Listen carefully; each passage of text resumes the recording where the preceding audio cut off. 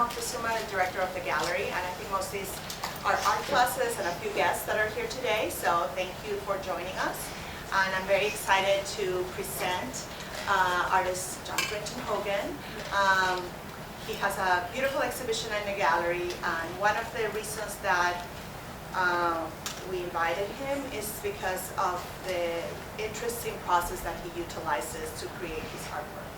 And I want to say that I had seen John's work at the San Diego Art Institute and other art museums for some of their auction, and I loved his work, but it was Jenny Armour, who helps us in the gallery, who actually knew him personally and approached him so that we could propose the idea of having an exhibition here at the gallery. So Jenny was my student years ago, and now she's working with me, so I'm very excited to see that. The continuing network of friends and artists that keeps expanding. And so we did a few studio visits last year and got to know more about his work. And now, as we're training our students for future careers, it's really important to look at artists who are in the cutting edge of utilizing processes and techniques. And when I saw John's work, I could see that he developed a whole way of not only altering images digitally, but also through the printing process, and also adding the painterly applications onto his work, but in a very novel way. And then, of course, the other things that we look at is the content of the work and how that speaks to things that are relevant to us today. And his landscapes really, I think, to me, talk about making us aware of the impact that we're having on this earth. And his landscapes, a lot of them are desert and kind of barren, but yet they're beautiful with the colors. But you have these ghostly images of the characters. So as I was talking to different classes this past week, it was really impressed upon me kind of the duty that we have to protect this environment. And I'm not sure if that's what you are alluding to, but that kind of came through in some of the images. I also have here in the room my students from Museum Studies class, and John works at the Museum of Photographic Arts. And in fact, at some point, maybe after the talk, if it's okay for them to also ask you a little bit about that career paths, that would be really interesting for everybody. And I know that you've had a really interesting career. Not only are you an artist, but you are also a musician, and how that also has informed your work. And so I think that also would be really of interest to the students. That work doesn't just come out of an empty place, but it's really fed by all of our interests and experiences. And so, without further ado, let's just welcome John Brenton Hogan. Well, thanks everyone for coming, and glad you know how to work that.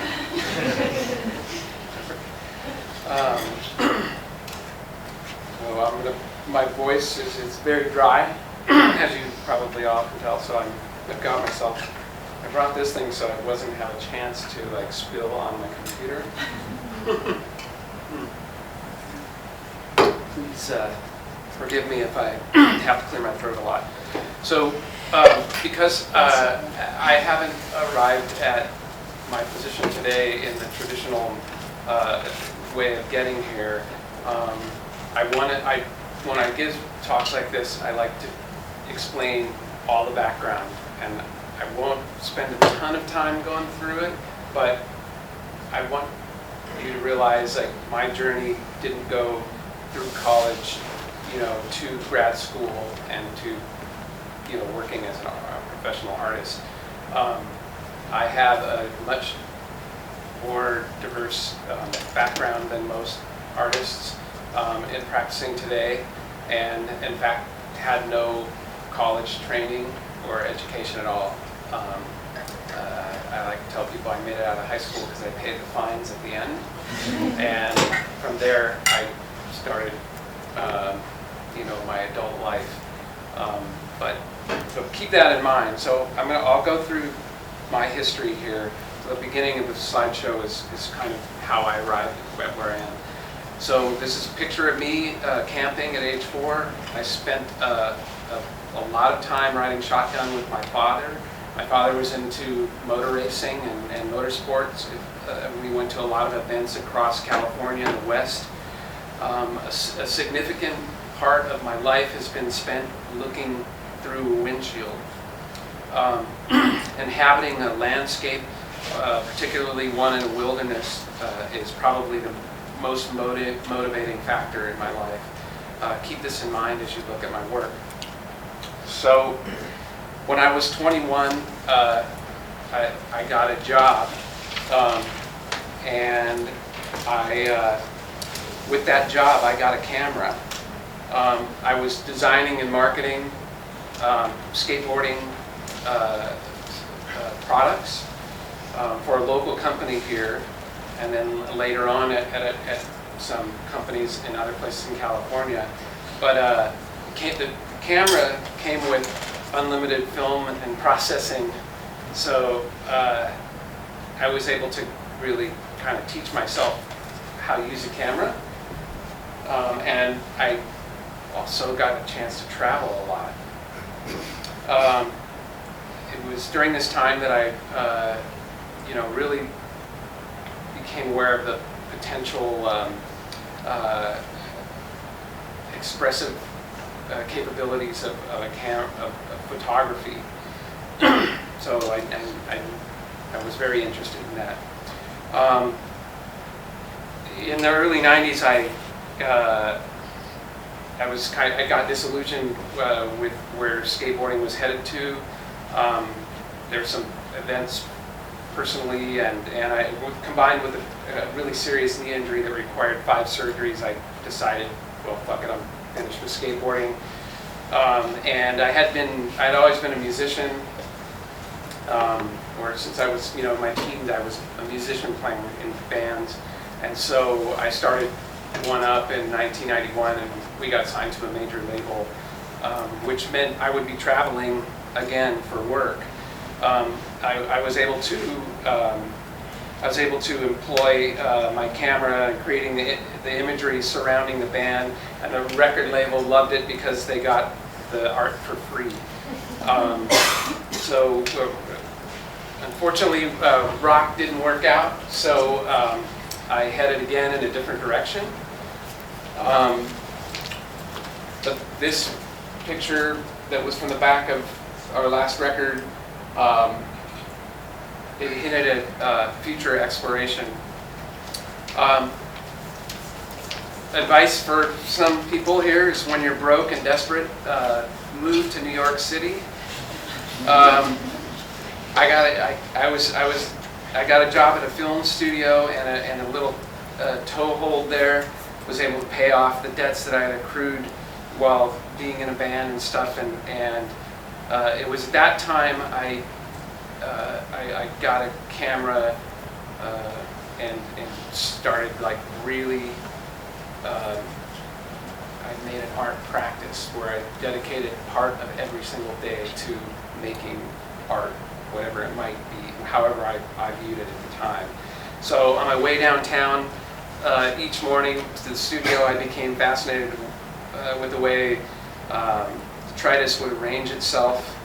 The director I worked for made big budget TV commercials, almost always featuring beauty shots of food with lots of slow motion, complicated lighting, hand models and all that stuff.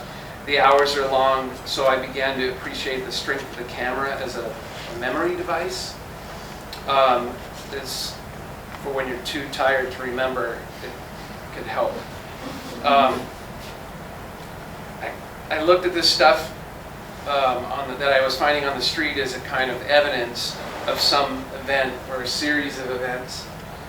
And I shot things directly from above, like cops would.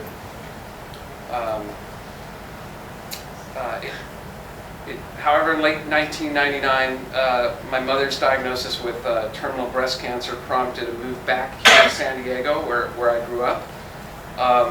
And I assisted her during her illness. She died about 4 months after I made this picture of her.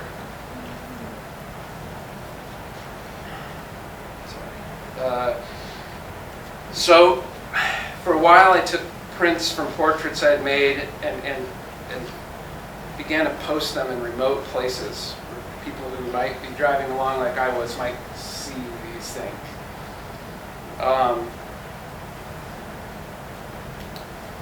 I like the idea of somebody encountering a portrait in an unexpected place.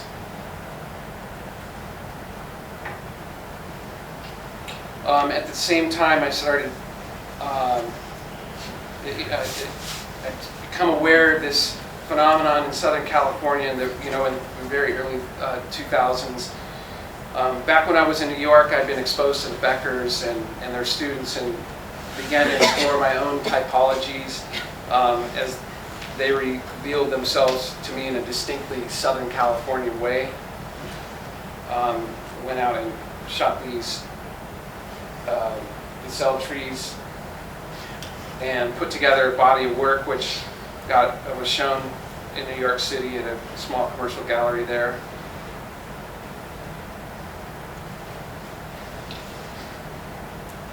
So during this time, I'm working jobs that pay a decent amount of money, and they're go for about 3 months, and you have to give everything to the job. You have to be on the job 24 hours a day, 7 days a week for like 3 months. And I was working as a tour manager. A lot of musicians end up in the business afterwards, kind of like it's easy to get sucked in because the money's good, and you could, if you want, work 24 hours a day, 7 days a week, year-round for years. I chose to do it for little chunks at a time so I could spend the rest of the time driving around out in the western United States. I've long been interested in historical representations of the West. I've traveled through it so much throughout my life. I got particularly interested in the Hudson River School's take on it, Cole, Church, Duran, but especially Albert Bierstadt. These paintings almost always portrayed the landscape as though the painter himself, and it was always a him, was the first human to lay eyes on it.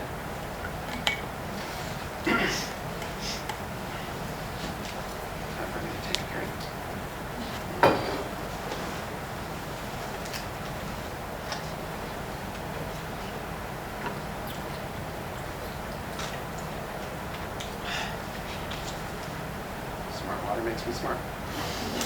I'm going to sue him for that. So, looking at these pictures, I kept thinking about the lines in this quote from Blood Meridian. The traveling at this time,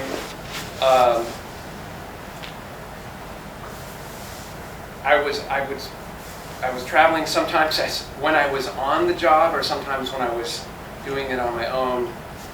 I kept seeing these constructions as that attempt to order the universe, or as the string from the maze, from the quote from the McCarthy quote. It occurred to me that in such arrangements, the joke was always on the viewer. I could never lay eyes on something without thinking about the laborers installing the infrastructure and how mundane it must have been. To be out there in Bierstadt's painting, ruining it. In 2004 and 2005, I spent a fair amount of time in northwestern Utah and the areas surrounding as part of the Center for Land Use Interpretation's Wendover residency program. The first real validation I got at all was I wrote to those guys and asked if I might apply for a residency, and to get accepted was like, I hit the roof. I was just like, oh my God. So this allowed me to travel all over the Great Basin and really complete a significant portion of this work, this vacation body of work. And I continued on in the years following, and went further afield.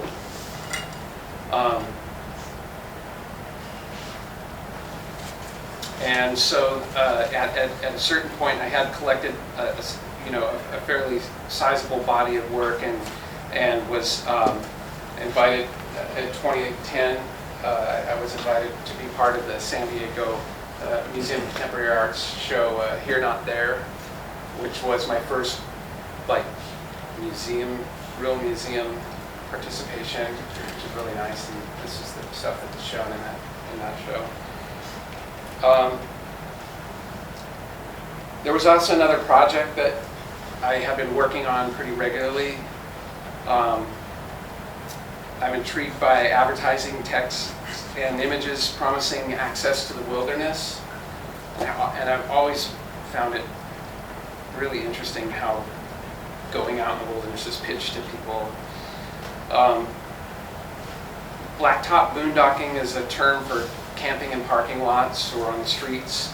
Boondocking because there are no hookups, electricity, sewer, and that kind of stuff.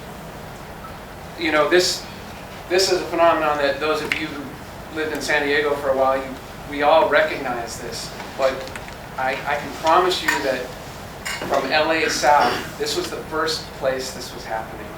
People living in old crappy RVs. It happens all over the country now, but to the degree that it was happening here, there was nowhere near. And part of the reason is very simple. You know, the weather's pretty good here. You know, you can just open the windows in the thing, and you can sort of survive in it. But I spent a lot of time, again, typology stuff, trekking around and looking at these kind of places where these things arrange themselves. You know, how many wild, unexplored places is this one to see?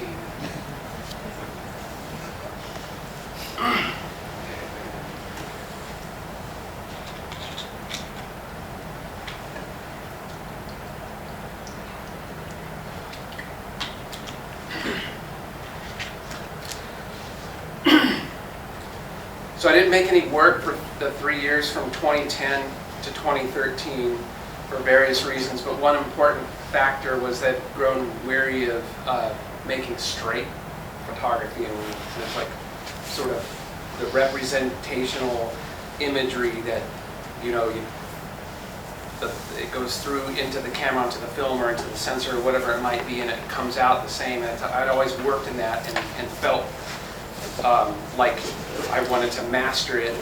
And once I felt like I had mastered at least what I was trying to do, I started to question, you know, what was left for me to do in that area. So I didn't stop thinking about work, though.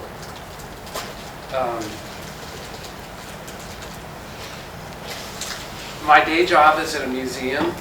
At a certain point, I quit doing the travel for a job, and as I started out as kind of a freelance art handler, and one day the director said, hey, one of the guys is taken off for, you know, a tour in a band, and I said, I know that feeling. I'll take his job because I've already done that. So they gave me the job. So I had a kind of a more stable life. So I do work in a museum, and like many museums these days, there's a strong initiative to educate the naive, quotes, in the finer points of reading images, examining them and understanding them as texts, known to some as visual literacy. Over the past few years, I've had an impulse to imagine such a language rendered obsolete, incomprehensible, pointless. In investigating new directions for my work, I decided to examine some of the things that frightened me as a child. The albums my druggy babysitters played had dark and mysterious art. And the threat of nuclear war and environmental catastrophes seemed omnipresent. The books they were reading had illustrations to match the unsettling themes contained within. Okay, and then I'm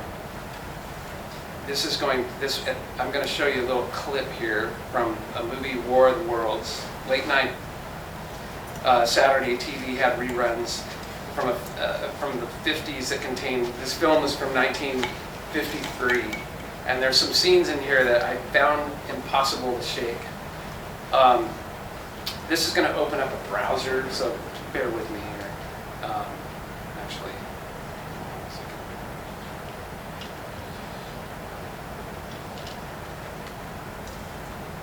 I was telling Jenny I didn't want to take the time to rip the video out of this or the other little video clip that I show. This actually won an Academy Award.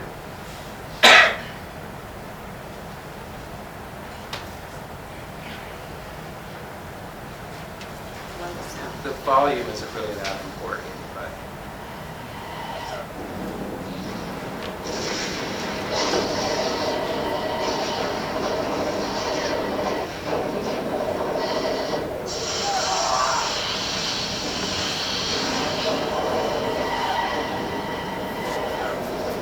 so you see how the Martians come, they shoot this laser beam out.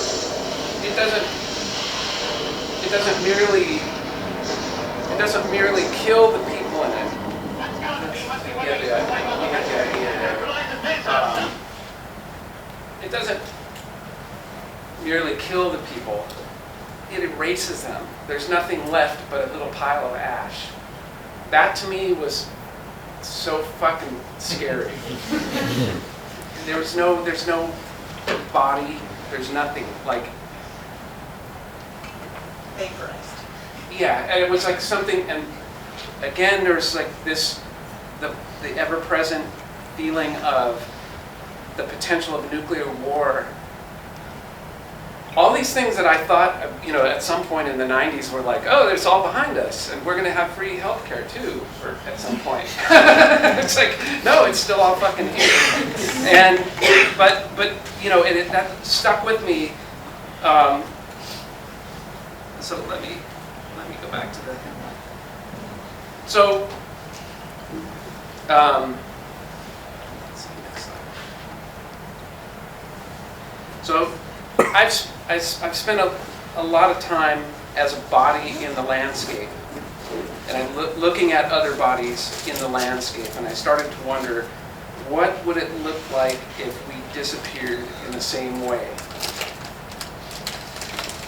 And this is what I came up with.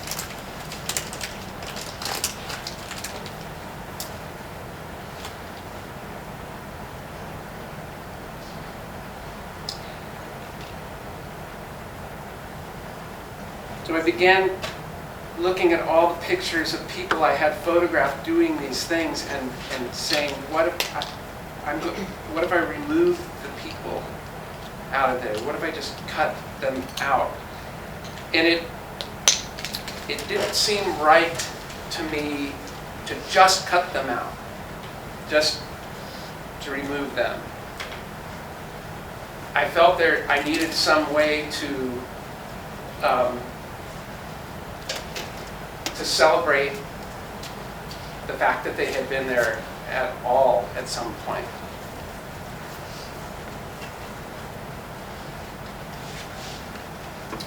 So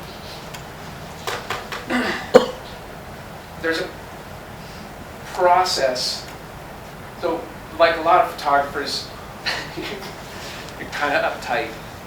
And so, despite the fact that I had gotten away from the straight photography, it didn't get away from me from being kind of like anal and uptight. So I figured what I needed to do was an exercise that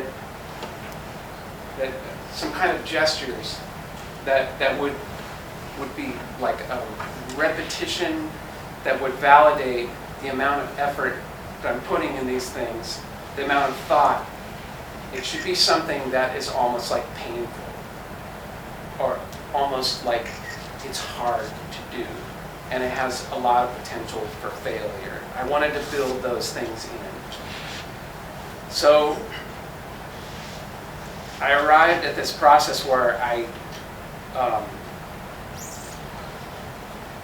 started painting out pictures and distorting the landscapes, looking at all the references I've shown you.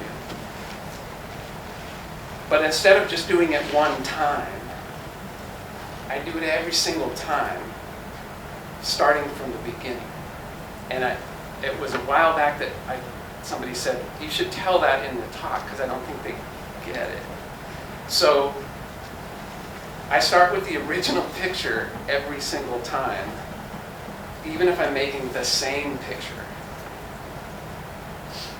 I start from the beginning, and the rule I made for myself is to paint the entire thing out in the computer and then paint it back in on the physical object. And I'll tell you why. Why? Because it seems fucking stupid, but so, oops, sorry. I've just done something that I didn't want. So there's me just having painted the thing out. I print the stuff out on the printer on a big piece of paper, a small piece of paper, depends on the size. And then I remove that, and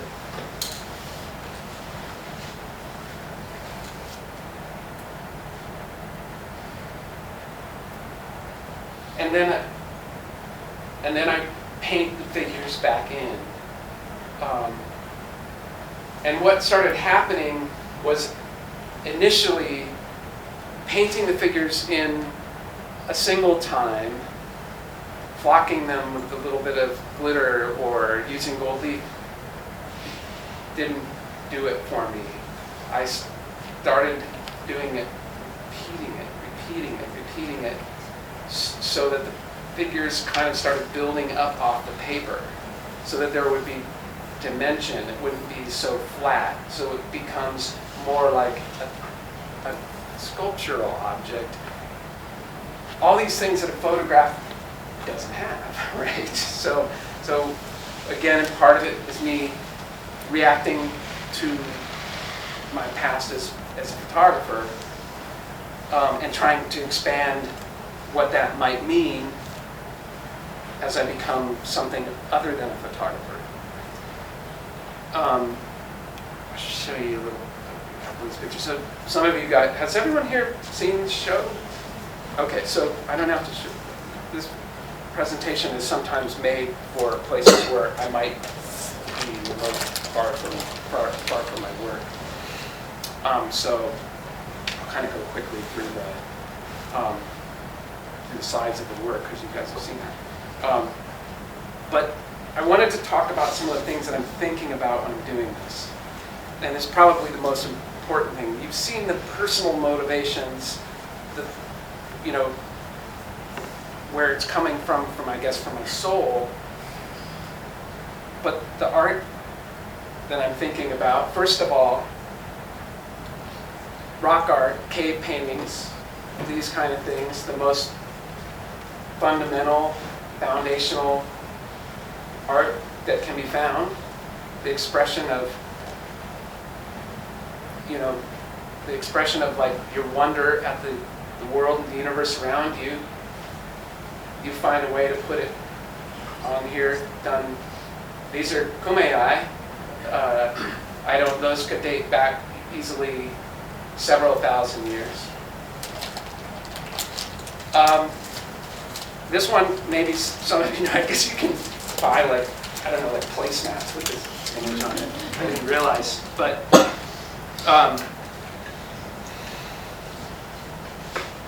you know, yeah, once again, people in the landscape, there are, you know, if Friedrich regularly painted these kind of beautiful landscape where people are contemplating the landscape. And I found like that was a natural for me to kind of look at. So another, this is going to do the browser thing again, but I promise I'll flash enough for that. This was a more contemporary artist who was doing a different take on what we saw in the War of the Worlds, Naomi Uman.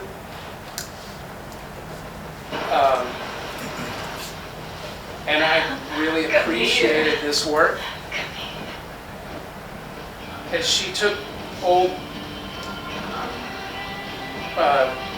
70s pornography, 60s and 70s pornography, and bleached the female form frame by frame out of the actual print itself. And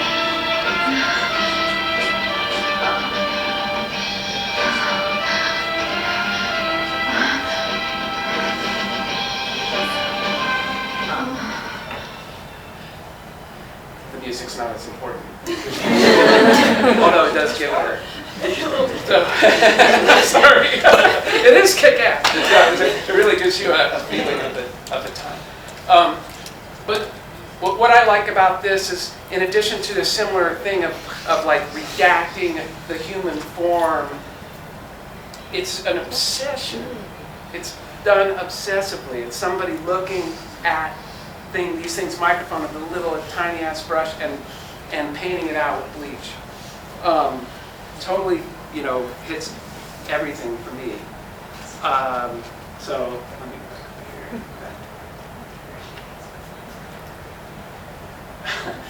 there's dialogue in this too. Naomi Uman, check it out. If you're taking a film class, you might already have. Okay.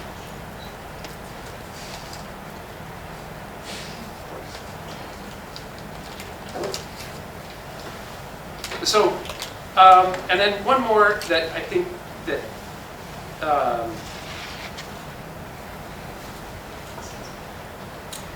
is really important to me is the artist Jay DeFeo.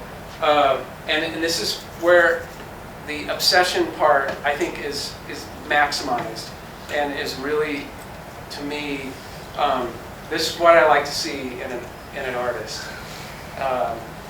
So I don't know if any of you are familiar with this work or this artist, but this work, I saw this work at the Whitney show, and the Beat Generation show, I think in like 1999 or something, 1998. And I was struck by the story of it. It was only finished because she was evicted from the building where she was making this work. And it happened to be the apartment where she shared with her husband.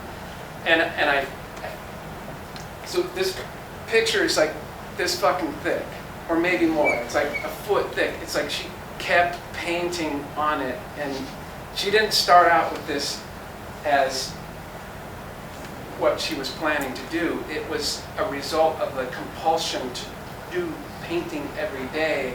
And there are many different versions. I highly recommend that you look at the different versions because it was regularly photographed. And, you know, any one of them could have been awesome, but had they not been evicted, the piece might have still been there. It had to undergo some incredible conservation. It's now in the collection of the Whitney, I believe. But for a while, it was in some basement in like at the San Francisco Museum of Art or something like that. It was, so yeah.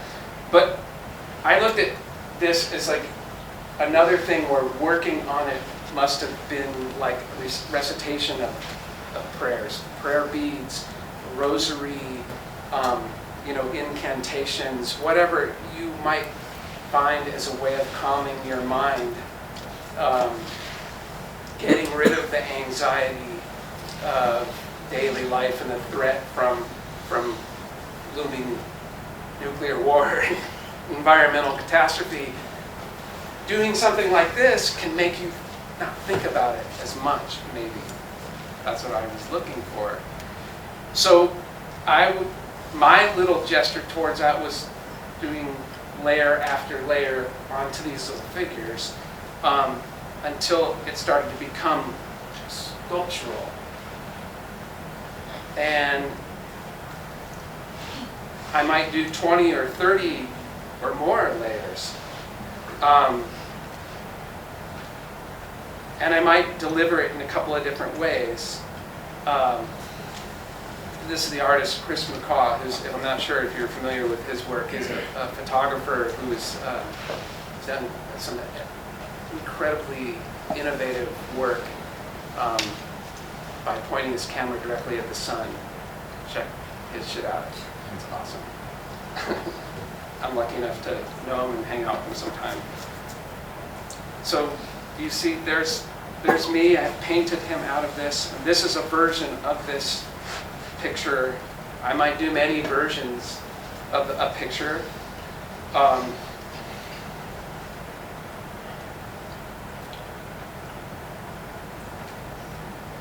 So you can see there's, again, once again, as an example of the dimension.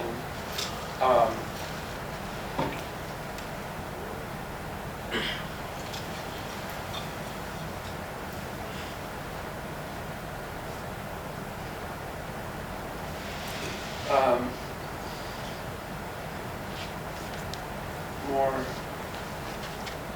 as Philip knows here, Philip's a very well-known photographer in his own right, and he is a person who's photographed many of the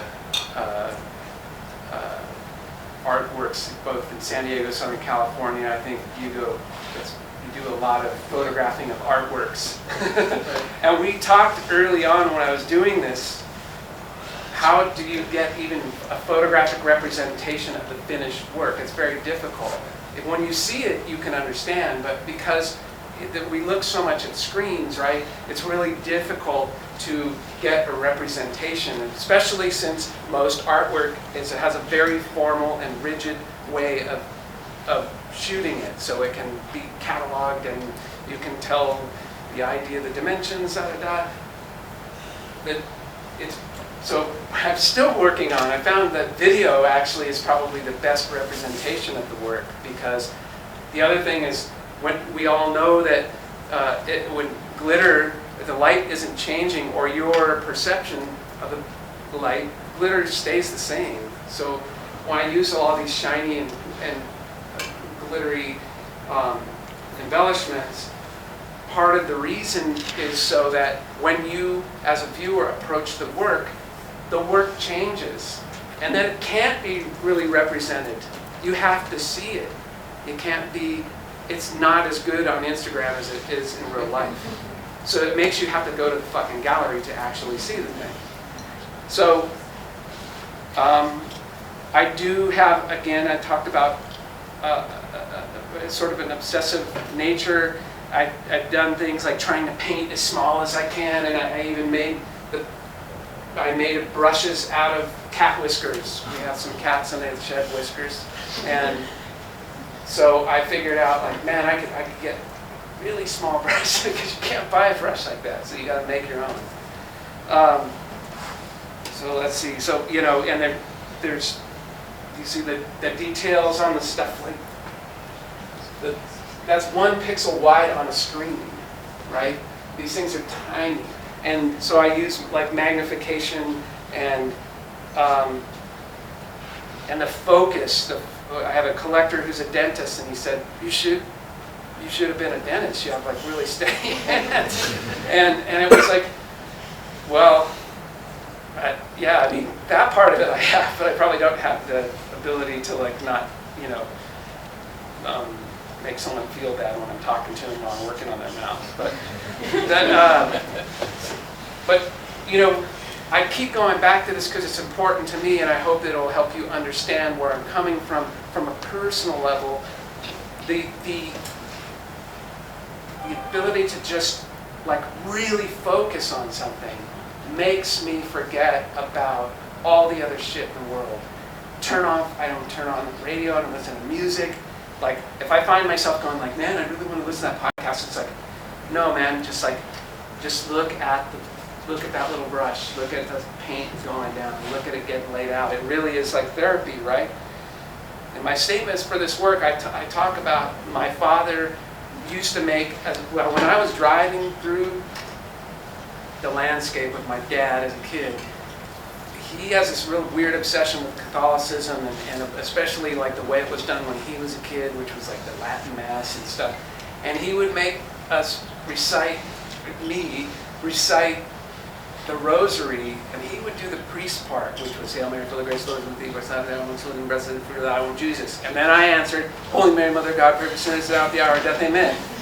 And a rosary is a lot of that. It's doing it over and over again. And we're driving along in the car, and the rosary is, and like all these other kind of things. It's designed so you can do it without thinking about it, but it gives you some kind of feeling in your spirit that, oh, this is okay. So there's me, the little kid looking out going like, fucking cowboys and Indians and all of like, how did they get it, do it out here? And they're like, Mary, Mother of God, like, you know, so I'm having those, the words are coming out, and my dad thinks that I'm participating, but I'm not. I'm out there going like, man, it must have been so crazy to be out there, you know, in the 17 whatever, you know, with the Indians chasing you, and the mine collapsed, and all that stuff. So from practical stuff, I used to make all the work in the studio at home. We saw the printer, the printer and the computer are at the home studio, but when I started making bigger stuff, I had to get a studio. So I have a studio in a building, and after I made it I started making a bunch of the stuff, and then so I needed to get a place to store it. So, and a way to store it. So it's really delicate, as you can imagine. It's fraught. Things get scratched and ruined all the time. It's like part of the problem that I have. So I had one of the things that I had to do, and this is for the museum studies students, because half the time you spend making, and I don't think, I mean, I haven't been to art school, but everyone I know has been to art school, and I don't think there's enough time spent teaching about conservation issues of artwork. I think that, you know, museum studies people probably get to know how to handle artwork, how to store artwork, what is the nature of you know, transporting something from point A to point B. But as artists, you got to come up with some way to save your stuff, so you don't have to you don't have to cry when you break it. So here's an example. Is like, so that you've got this really delicate surface. This stuff, you know, it's basically just Liquitex medium, right? It's just paint, and I just put 100 coats on it. That's so. But if it sticks, if you put something on it, it sticks to it. It never is 100%. Because the nature of that medium is that it's always got a little bit of plasticity to it, which is great for works on paper because it won't crack.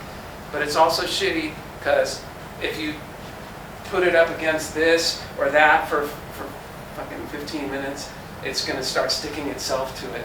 So how do I develop a solution where I made every piece has its own box that is like a clamshell that protects the piece before it goes into a frame.